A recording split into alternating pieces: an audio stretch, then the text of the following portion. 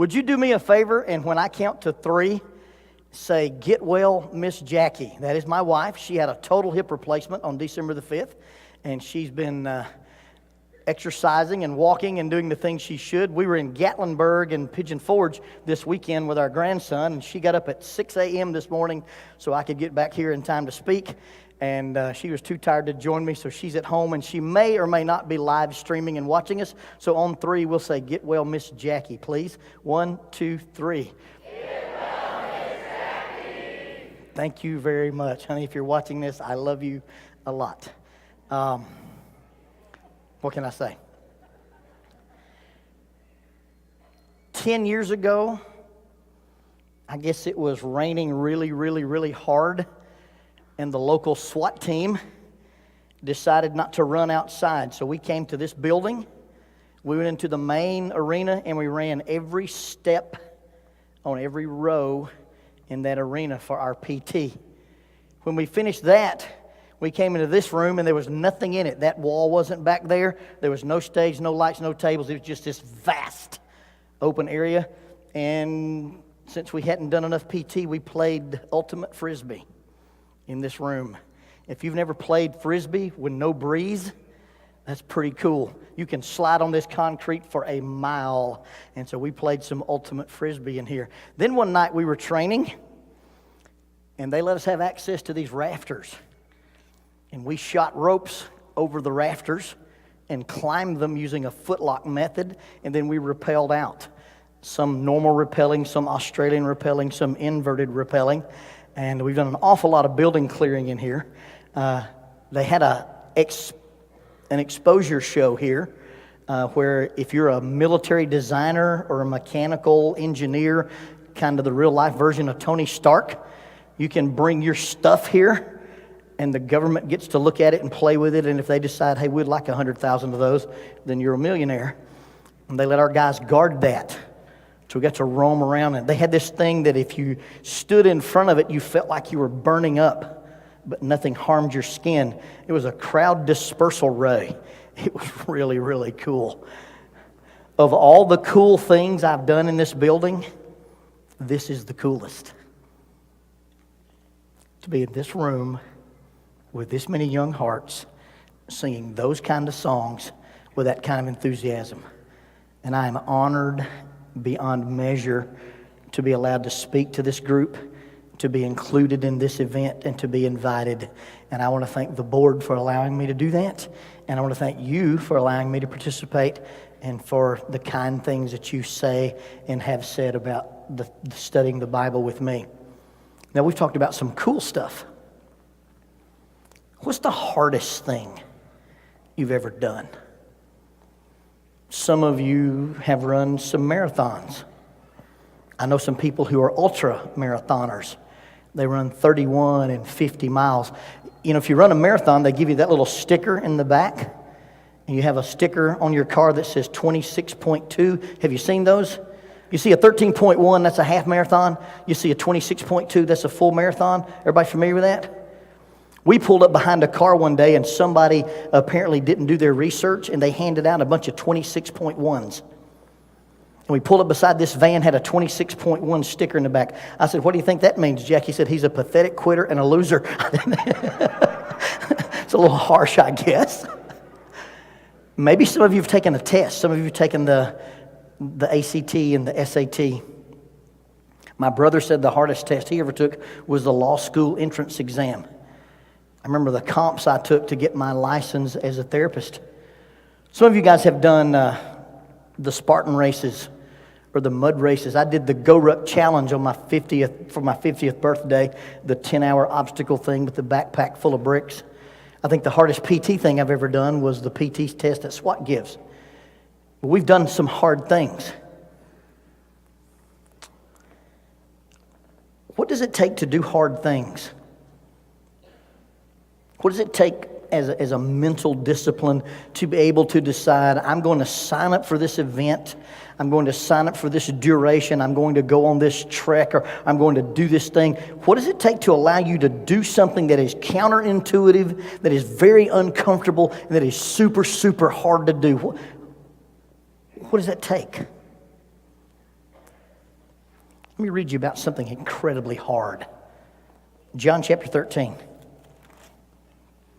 verse 4.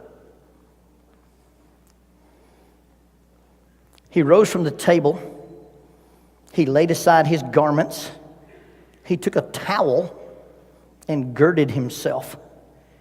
After that, he poured water into a basin and began to wash the disciples' feet and wipe them with the towel with which he was girded. And he came to Simon Peter, and Peter said to him, Lord, are you washing my feet? And Jesus answered and said to him, what I am doing you do not understand, but you will know after this. And Peter told him, you shall never wash my feet. And Jesus answered him and said, if I do not wash you, you are not part with me. And Simon Peter said, Lord, not just my feet, but my head and my hands. And Jesus said to them, he who is bathed needs only to wash his feet, but he is completely clean. And you are clean, but not all of you. For he knew who would betray him. That's why he said, you are not all clean. So when he'd washed their feet, taken his garments, he sat down again. He said, do you know what I've done to you? You call me teacher and Lord, and you say, well, for so I am. If I then, your teacher and Lord, have washed your feet, you also ought to wash one another's feet, for I've given you an example that you should do as I have done to you. And most assuredly I say to you, a servant is no greater than his master, nor is he who is sent greater than the one who sent him. If you know these things, blessed are you if you do them. John chapter 1 says, in the beginning was the Word, and the Word was with God, and the Word was God. The same was in the beginning with God. All things were made by him, and without him was not anything made that was made. Can you imagine the creator of the universe taking off his suit and wrapping a towel around his waist and kneeling at the feet of human beings and washing their feet? And in that room, there's 12 men. All of those men are going to vaporize as soon as they come to arrest him. They're going to leave him. One of those men will betray him. One of those men will deny that he even knows him. And he knew who they were, and he already knew what they were going to do. And he washed their feet anyway. Can you imagine having the strength of character and the ability to do something that counterintuitive to human nature? Can you imagine what it would take to be able to serve weak, betrayal, denying people? What would it take to be able to serve your enemies? What would it take to be able to humble yourself in that way? John chapter 13, verse 1. Now before the feast of the Passover, when Jesus knew that his hour had come that he should depart from this world to the Father, having loved his own who were in the world, and he loved them to the end. Now supper being ended, the devil having already put into the heart of Judas Iscariot, Simon's son, to betray him. And Jesus, knowing that he came from the Father, and the Father had given all things into his hands, that he had come from God and was going back to God, rose from supper, laid aside his garments, and took a towel and girded himself.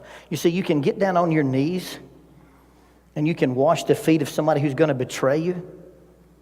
You can get down on your knees and wash the feet of somebody who's going to deny you. You can get down on your knees and wash the feet of somebody who's going to forsake you, if you have a very good idea of where you came from, if you have an assurity of where you're going. Once you know where you're from, once you know what material you're made of, once you know what your substance is, that gives you an identity. You are in this world, but you're not of this world. You're a temporary resident of a physical planet, but you are a spiritual creature. And once you understand, once we get the idea that I came from God, and because I came from God, and because I'm created in the image of God, because I've got God's stamp on me, then my behavior can be godlike. My behavior can be godly. My behavior can have godliness. And I can wash the feet of my enemies. And I can humble myself in front of those people who would betray me or mistreat me or abuse me. Because Jesus, number one, knew he was from God. But number two, he knew he was going back to God.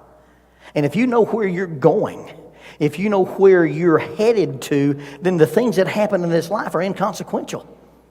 The things that happen on a temporary plane don't matter. They don't bother us. They don't really give us much pause because they're temporary.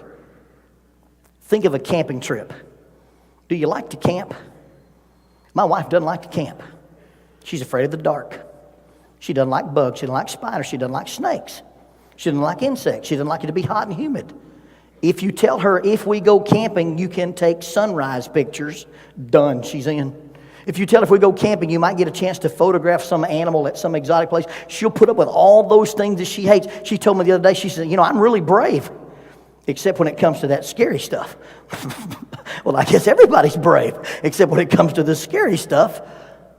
But if you recognize, hey, I'm going to be in this tent on a mat on the ground or in a hammock suspended above the ground, and it's only going to be for a little while. It really doesn't matter about the dark and the bugs and the spiders and the snakes, because you know you're going to leave that and go somewhere else, right?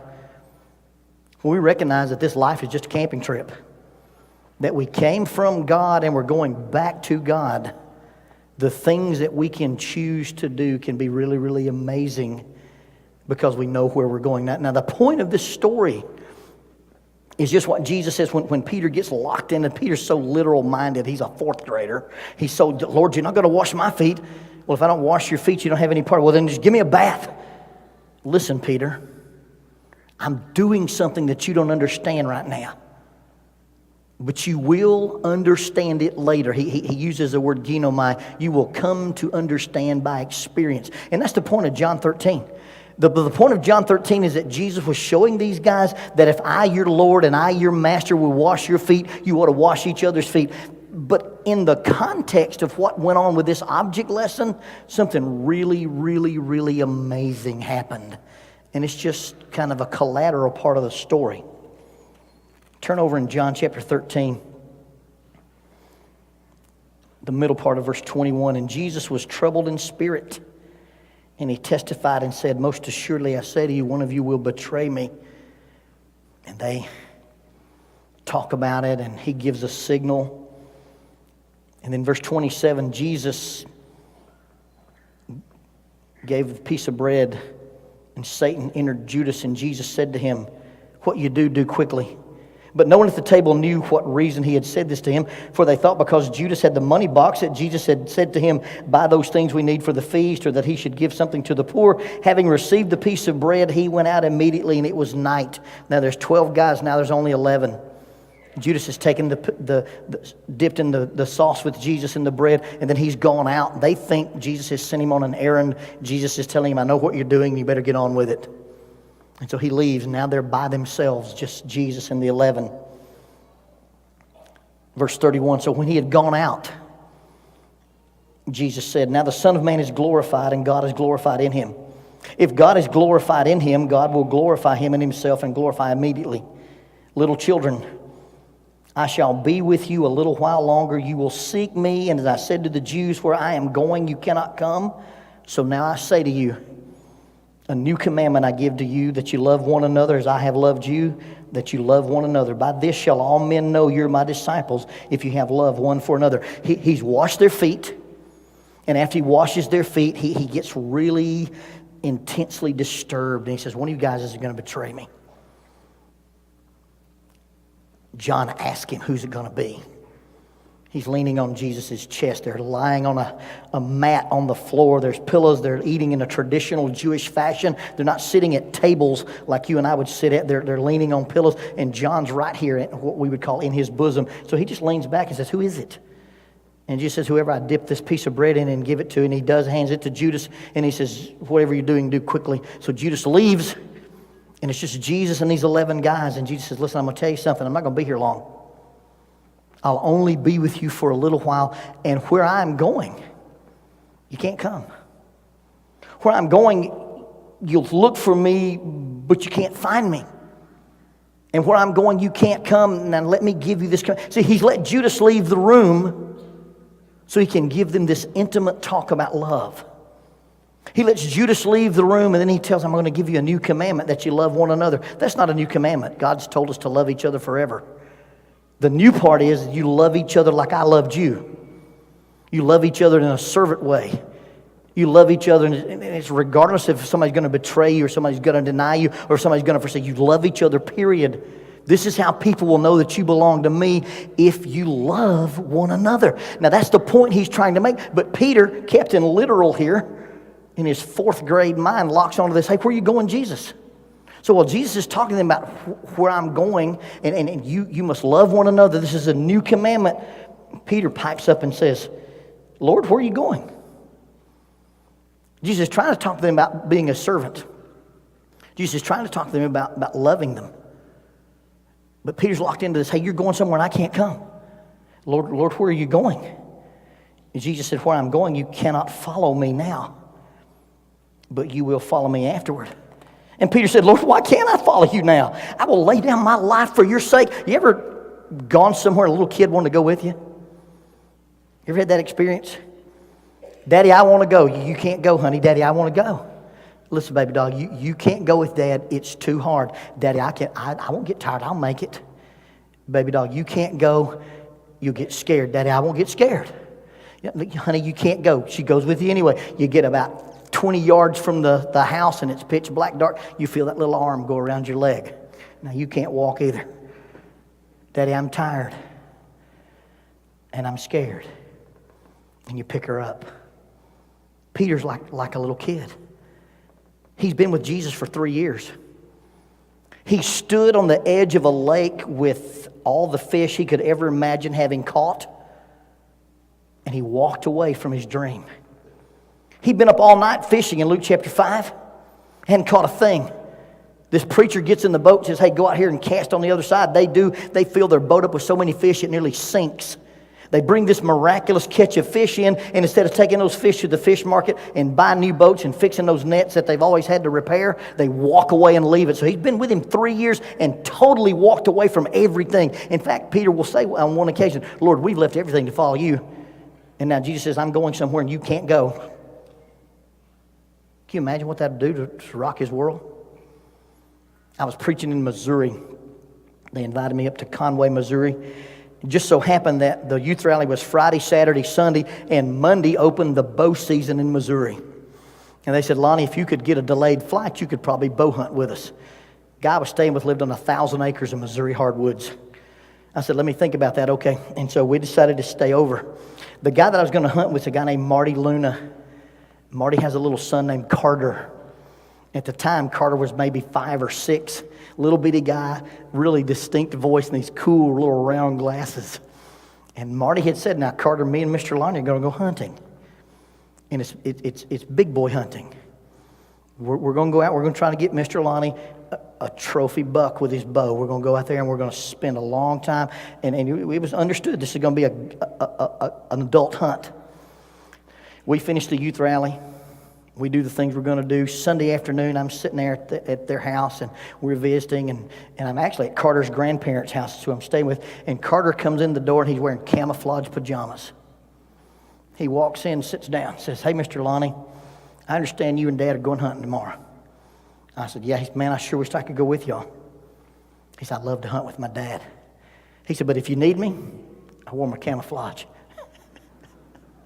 Marty explained to him, now, son, we're going to go hunting. We got up the next morning, getting ready to go sit in a blind and look for these Missouri deer. And little Carter's there at the breakfast table. Hey, I heard you guys get up. I thought I'd come see if y'all needed anything.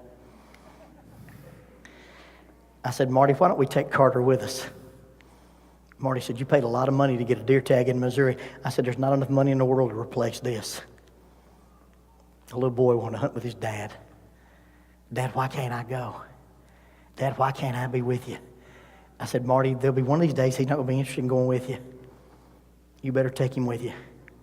And we did. We took Carter with us. We didn't see any deer, but we took Carter with us. We sat in the stand and talked and ate Pop-Tarts. I tell you what's better than any deer I've ever killed. And let me just chase a rabbit here. This is not about the lesson. Some of you guys are 16 and 17, and you got your swag on and you're cool.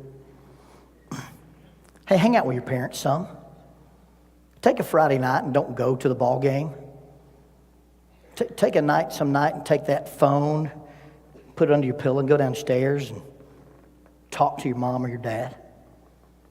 See, you grew up. They didn't. They still want to eat and drink a milkshake with you. They still want to go to McDonald's. They still want to walk around the Walmart, look at the toy department. You don't understand how they feel about you, and you grow up, you're supposed to, but we don't. I'd trade every hunting trip I've ever been on to chase Lonnie Beth Jones down one more snowboard slope.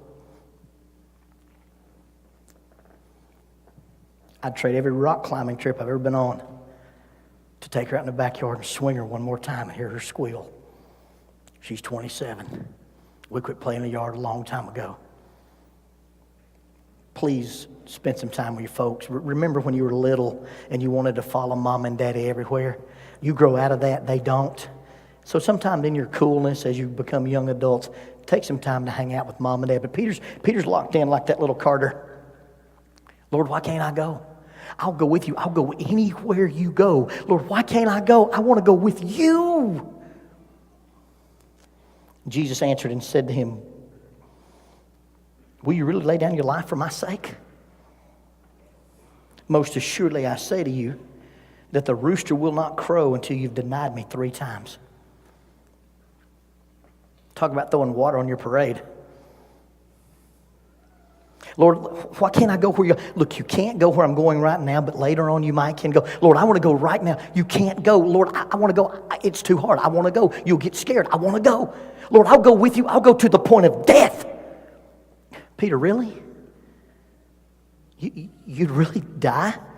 Let me tell you something, Peter. Before the sun comes up, in less than 9 hours, you will tell people 3 different times you don't even know who I am. What would happen if you got news like that? You ever thought about the biggest mistake you've ever made as a Christian? You ever thought about the biggest blunder you've had? Did you listen to these words? John chapter 14. Let not your heart be troubled. You believe in God, believe also in me. In my Father's house are many rooms. If it were not so, I would have told you. I go to prepare a place for you. And if I go and prepare a place for you, I will come again and receive you to myself, that where I am, there you may be also. And where I go, you know, and the way you know. Now it's Thomas's turn to be in the 4th grade. Thomas said, Lord, we don't know where you're going. How can we know the way? Jesus said, I am the way, the truth, and the life. No man comes to the Father but by me. Have you ever read John 14? You ever heard it read at a funeral? You ever heard it read in church?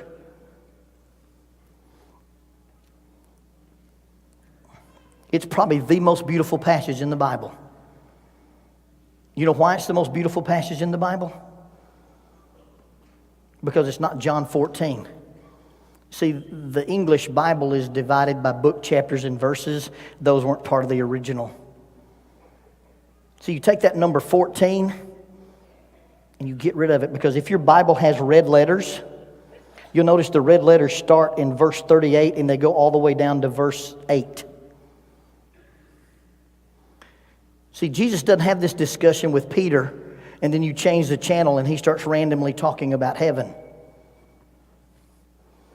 I'll make a strong case that this is a personal discussion between Jesus and Peter. Read this in context. Jesus is trying to talk about loving each other. A new commandment I give to you, you love one another. By this, all men will know you're my disciples if you love one for another. Simon Peter said, Lord, where are you going? Jesus is trying to talk about love. And Peter says, Lord, where are you going? And Jesus said, where I'm going, you cannot follow me, but you'll follow afterwards. And Peter said to him, Lord, why can't I not follow you? Why can't I not follow you now? I will lay down my life for your sake. Really? Peter, will you really lay down your life for my sake? Most assuredly I say to you, before the rooster crows 3 times, you will deny me 3 times. Let not your heart be troubled. If you believe in God, believe also in me. In my Father's house are many rooms, and I go to prepare a place for you. And if I go and prepare a place for you, I will come again and receive you to myself, that where I am, there you may be also. And where I go, you know, and the way you know. Jesus tells Peter, right after he tells him, look, Peter, you are going to deny even knowing me. But don't let your heart be troubled. Don't worry about it. Because if you believe in God, believe also in me. In my Father's house are many rooms. And if it weren't so, I wouldn't have told you. And I'm going to prepare a place for you. And if I go to prepare a place for you, I will come again and receive you to myself, that where I am, there you may be also. Peter, I don't want you to go to the cross with me, but I'll take you to heaven with me. Peter, you can't do what I'm about to do tonight because it's too hard and it's too scary. But where I'm eventually going, you can go with me. You see, the most beautiful passage in the Bible in John chapter 14, 1 through 4, is not about a funeral. It's about a mistake. And Jesus tells Peter, after predicting you're going to make the biggest mistake of your apostle career, don't worry about it. Because of where I'm going, you can go too. And it doesn't matter what you've done or not done. It doesn't matter what you've said or not said as a Christian. If you follow Jesus, you know where you're going. Because you're going to the same place He goes, and the place that He goes is the place where His Father's house has many rooms. And He went there to prepare a place for you. And it's not that you sit there with Peter and go, Lord, why can't I go? Lord, why can't I go? Lord, why can't I? You can go. When Jesus tells Peter, you can't go with me, He said, you can't go to the cross because you couldn't handle it. It was hard enough for Jesus to walk out in that garden and pray 3 different times, Father, please let this cup pass from me. And he sweat and the blood came out of his capillaries. Peter couldn't have made it. Peter couldn't have withstood it. In fact, Peter doesn't withstand part of it because Peter denies Him 3 times. Peter, you can't do that. You can't go through the cross experience. But let me tell you what you can do. You see, don't let your heart be troubled. Don't worry about denying me. Don't worry about turning your back on me. Don't worry about yelling and screaming and bringing curses on yourself and saying, I don't know the man. Because I'm going somewhere. And when I get there, I'm going to prepare a room for you. And then I'm going to come back and get you and take you back there. Do you know where you're going? If you give your mistakes to Jesus, if you give your failures to Jesus, you know where you're going. Because you're going to the place that He prepared for you in His Father's house, where there are many, many rooms.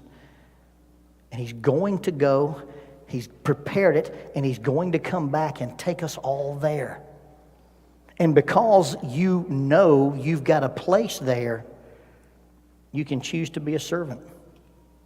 You can choose to wash the feet of your enemies. You can choose to walk away from sin. You can choose to walk away from selfishness. You can choose to walk away from addiction. You can choose to walk away from anger. You can choose to walk away from jealousy. What's the hardest thing you've ever done? It doesn't matter what the hardest thing is that you've ever done, because if you know where you came from and you know where you're going, you can take off those vestiges of you and become a servant of God, because you know where you came from and you know where you're going. And the only way you can go there is if you go there through Jesus. And where I go, you know, and the way you know. And Thomas said, Lord, we don't know where you're going. How can we know the way? And Jesus said, I am the way, the truth, and the life. No man comes to the Father except by me. If you want to go to to the place Jesus has prepared for you, all you've got to do is put your trust in Jesus. All you've got to do is accept the fact that you came from God, that He came from God, and His mission was to get you from being separated from God to being back to uniting with God, and you've got a place in heaven and a room prepared in the house of God for you to live in. But in order to do that, you've got to decide that no matter what I've done or said or not said, that if I will follow Jesus, if I will humbly obey, be baptized, if you've already been baptized, if you'll humbly repent, then Jesus says, when I come back, I'll receive you to myself, that where I am, there you may be also. You know where you're going because you know where you came from. And if you know where you came from and that Jesus is going to take us back there, then the hardest thing you think you've got to face, whether it's a sin or a tragedy or a death or a disease, that hard thing you think you're dealing with can go away simply because it doesn't really matter, because you know where you came from and you know where you're going. Now, if you're not 100% guaranteed sure that if Jesus came tonight, I'd go home with Him, you've got unfinished business. If you're not 100% sure that when Jesus came back, that you'd be one of the ones that said, hey, you got a room. You've got a room. If you don't know that for sure, then you don't know you're going to the same place He's going, and you have unfinished business. The invitation of the Lord is that you can be forgiven of anything you've done, that if you've lived a life and you've not yet obeyed the gospel and been baptized, you can be baptized tonight, and so that when Jesus says, I go to prepare a place for you, then you've got that place prepared. But if you don't do that, then you know where you're going to. And it's not the same place that Jesus did. Peter, I tell you the truth, before the cock crows, you're going to deny me 3 times, but do not let your heart be troubled. If you believe in God, believe also in me. In my Father's house are many rooms. If it were not so, I would have told you, I go to prepare a place for you. Yeah, but Jesus, you don't know what I've done. Let not your heart be troubled. If you believe in God, believe. Lord, you don't know what I said. Let not your heart be troubled. If you believe in God, believe also. Lord, you don't know what we did on our... Let not your heart be troubled. If you believe in God, believe also in me. And where I go, you know, and the way you know. The only thing that's keeping you from going there is a decision you make tonight. And if you're not convinced that you'd go with Jesus, take care of that unfinished business tonight while we stand and while we sing.